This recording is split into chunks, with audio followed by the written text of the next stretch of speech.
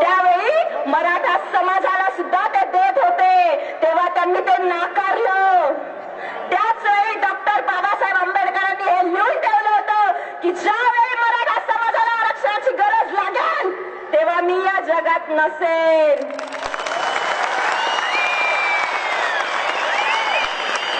आणि बांधवांनो, आज डॉक्टर बाबासाहेब आंबेडकरांचा तो शब्द खरा ठरलेला आहे. आज मराठा समाज लाखोंच्या संख्येने विराट मोर्चे काढतोय. यातील आरक्षणाच्या मागणीला आमचा पूर्ण पाठिंबा आहे, पण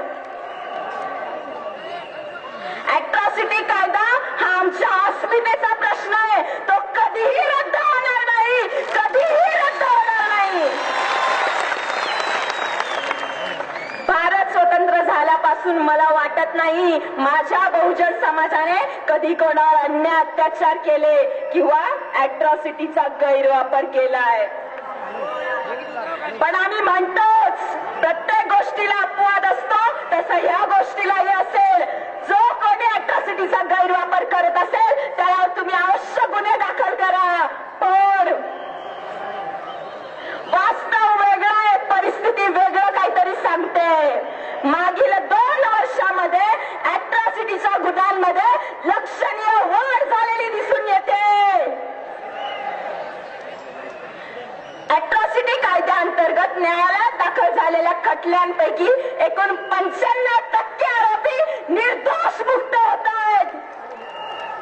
आणि त्या आरोपींना शिक्षा मिळवून देण्याची मागणी ही 4.75% म्हणजे 5% नाहीये.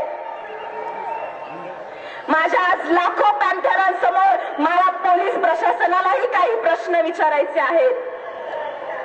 तुम्ही आतापर्यंत अॅट्रॉसिटीचे किती गुन्हे दाखल करून घेतलेत? किती आरोपींना शिक्षा मिळवून दिली आहे? किती पीडितांना न्याय मिळवून दिलाय? वास्तविक पाहता अॅट्रॉसिटी कायद्याअंतर्गतचा निकाल हा फक्त 60 दिवसाच्या आत लागायचा असतो. पण जिथे गुन्हाच दाखल करून घेतला जात नाही तिथे निकाल कुठून लागणार?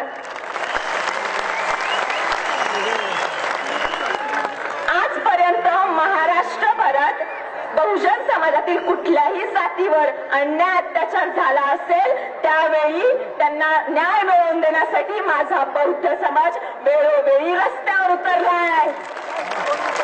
त्यामध्ये बहुजन जातीतील कुठलाही माझा बांधव असो, वाल्मिकी असो, तेली असो, तमिळी असो, मातंग असो, कोणीही असो, मुस्लिम असो, ख्रिश्चन असो, प्रत्येक वेळी बौद्ध समाजाने तत्परता दाखवली आहे.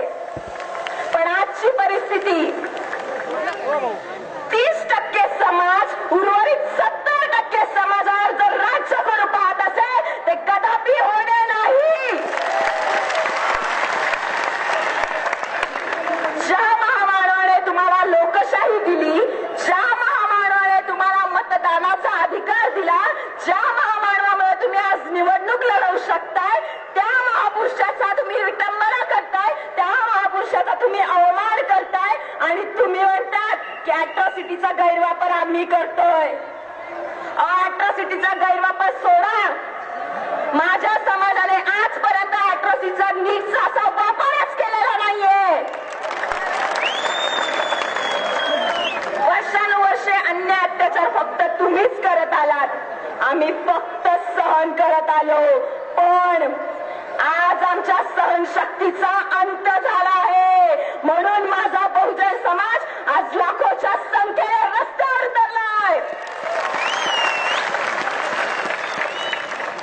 आज लहान तोंडी मोठा घास घेते. अॅट्रॉसिटी कायदा हा कुठलाही मोर्चा आंदोलनांनी बंद होणार नाही, रद्द होणार नाही. कुठल्याही राजकीय नेतृत्वाखाली तो बंद होणार नाही. तुम्ही कितीही भ्याड हल्ले केले तरी हा कायदा रद्द होणार नाही. तुम्ही कितीही भ्याड हल्ले केले तरी तो रद्द होणार नाही. मग समोर माजी मुख्यमंत्री शरदचंद्रजी पवार असोत किंवा माननीय खासदार उदयनराजे भोसले असोत,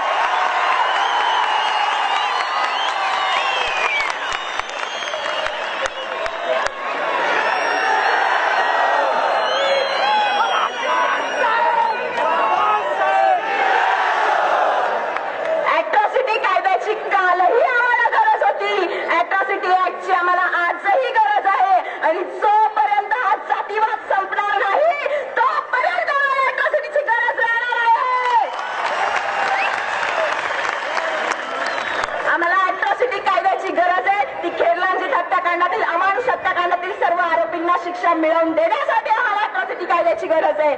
आम्हाला अॅट्रॉसिटी कायद्याची गरज आहे. तर नाशिक, त्र्यंबक, बीड येथील सर्व अत्याचार करणाऱ्या सर्व आरोपींना शिक्षा मिळवून देण्यासाठी आम्हाला अॅट्रॉसिटीची गरज आहे. तेथील सर्व पीडितांना न्याय व संरक्षण देण्यासाठी आम्हाला अॅट्रॉसिटीची गरज आहे.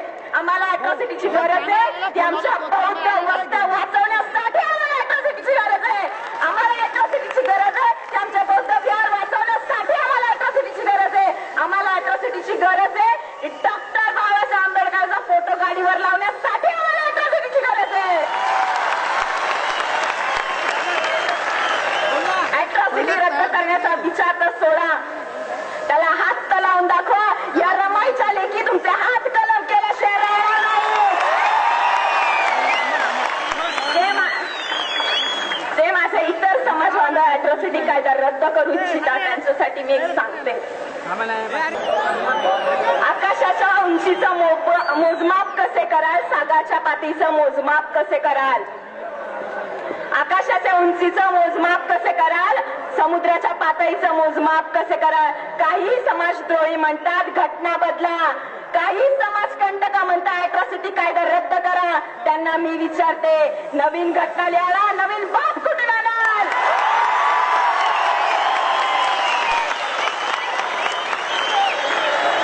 माझा समाज हा कुठल्याही जातीविरुद्ध, कुठल्याही समाजाविरुद्ध लढत नाहीये. तो डॉक्टर बाबासाहेब आंबेडकरांच्या समतेसाठी लढतोय. आणखी एकच सांगते, अॅट्रॉसिटी कायदा कधीही रद्द होणार नाही, कधी रद्द होणार नाही. तो केंद्राने बनवलेला कायदा आहे आणि माझा भारत देश हा बाबासाहेबांनी लिहिलेल्या घटनेवर चालतोय, घटनेवर चालतोय. शेवटी एक सांगते, गाठ बांधून घेते काळजाशी जी कधी सुटणार नाही, गाठ बांधून घेते काळजाशी जी कधी सुटणार नाही. ती आग आहे इतिहासाची, कधी विझणार नाही. ती आग आहे इतिहासाची, कधी विझणार नाही. तो धगधगता प्राण आहे संविधानाचा, कधी मरणार नाही. आणि डॉक्टर बाबासाहेब आंबेडकरांच्या कीर्तीला शब्द माझे पुरणार नाही. जय भीम.